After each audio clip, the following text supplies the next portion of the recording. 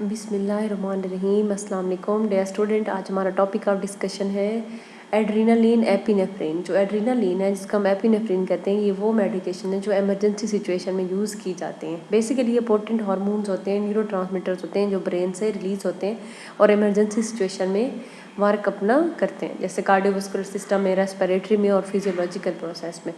अगर हम मैकेनिज़्म की बात करते हैं एड्रीनालिन की, जो इसका मैकेनिज़्म ऑफ एक्शन है, ये क्या करता है, बेसिकली स्पेसिफिक रिसेप्टर के साथ जाके बॉन्ड बाइंड करता है और फिजियोलॉजिकल रिस्पांस में इन्वॉल्व होता है। इसमें अल्फा एड्रीनर्जिक रिसेप्टर आते हैं और बीटा एड्रीनर्जिक। अगर हम एड्रीनालिन के रिलीज़ और रेगुलेशन की बात करते हैं तो ये ब्लड स्ट्रीम में रिलीज़ होता है और वहाँ पे जाके अपना इफेक्ट प्रोड्यूस करता है। ठीक है, अगर हम इनके इफेक्ट देखते हैं बॉडी पे, कार्डियोवास्कुलर सिस्टम में ये क्या करता है, हार्ट रेट को इंक्रीज़ करता है, फोर्स ऑफ कंट्रैक्शन को बढ़ा देता है और ब्लड वेसल को कंस्ट्रिक्ट करता है।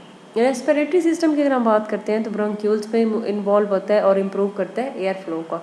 अगर हम मेटाबॉलिज्म की बात करते हैं, ब्रेक डाउन करता है ग्लाइकोजन की ग्लूकोज में लीवर के अंदर जाके।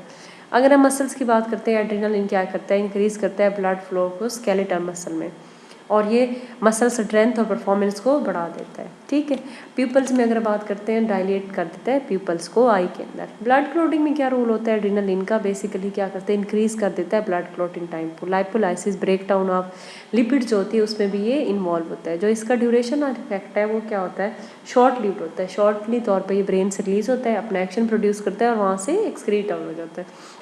अगर हम मेडिसिनल यूजेस की बात करते हैं एड्रीनालिन की, तो उसमें हमारे पास नंबर 1 पे क्या आता है, एनाफ्लेक्सिस ट्रीटमेंट। मतलब कि इमरजेंसी की सिचुएशन में एनाफ्लेक्टिक तौर पे जो लाइफ थ्रेटनिंग कोलैप्स होते हैं उनको ओवरकम करने के लिए। ठीक है, जिसमें एयरवे कंस्ट्रिक्शन, लो बीपी और कार्डिक शॉक्स वगैरह के लिए। कार्डिक अरेस्ट में यूज़ किया जाता है, हार्ट अटैक वगैरह में, सवेयर एस्थमा में एड्रीनालिन को प्रेफर किया जाता है। जिस टाइम पे इमरजेंसी सिचुएशन में कोई भी मेडिसिन इफेक्ट ना कर रही हो तो देन हम एड्रीनालिन को चूज़ करते हैं। उसके बाद होम्योस्टेसिस को, ब्लीडिंग को कंट्रोल करने के लिए भी यूज़ किया जाता है। ब्रेडिकार्डिया में जब हार्ट रेट बिल्कुल स्लो हो जाता है तो उसको मेंटेन करने के लिए भी एड्रीनालिन को प्रेफर किया जाता है। शॉक्स में, कार्डियोजेनिक शॉक्स में भी इसको प्रेफर किया जाता है। अगर हम इसके एडवर्स इफेक्ट की बात करते हैं तो इसके कुछ एडवर्स इफेक्ट भी होते हैं। जैसे नंबर 1 हम कार्डियो पे बात करते हैं तो हार्ट रेट को इंक्रीज़ करता है, ब्लड प्रेशर को बढ़ा देता है, चेस्ट पेन होता है इसकी वजह से, एंजाइटी और रेस्टलेसनेस होती है, डिप्रेशन होता है, सीवियर हेडेक होता है, सर में दर्द होता है, रेस्पिरेटरी डिस्ट्रेस भी होता है। समटाइम्स सांस के प्रोसेस में भी डिफ़िकल्टीज अपेयर हो जाती हैं। और अगर हम मेटाबॉलिज्म में इसके इफेक्ट चेक करते हैं तो हाइपरग्लाइसीमिया होता है, समटाइम ग्लूकोज लेवल बढ़ जाता है। जो लोकल इफेक्ट होता है इंजेक्शन साइड पे वो भी इसका बहुत ज़्यादा होता है। इसी तरह हम डोपामिन की बात करते हैं।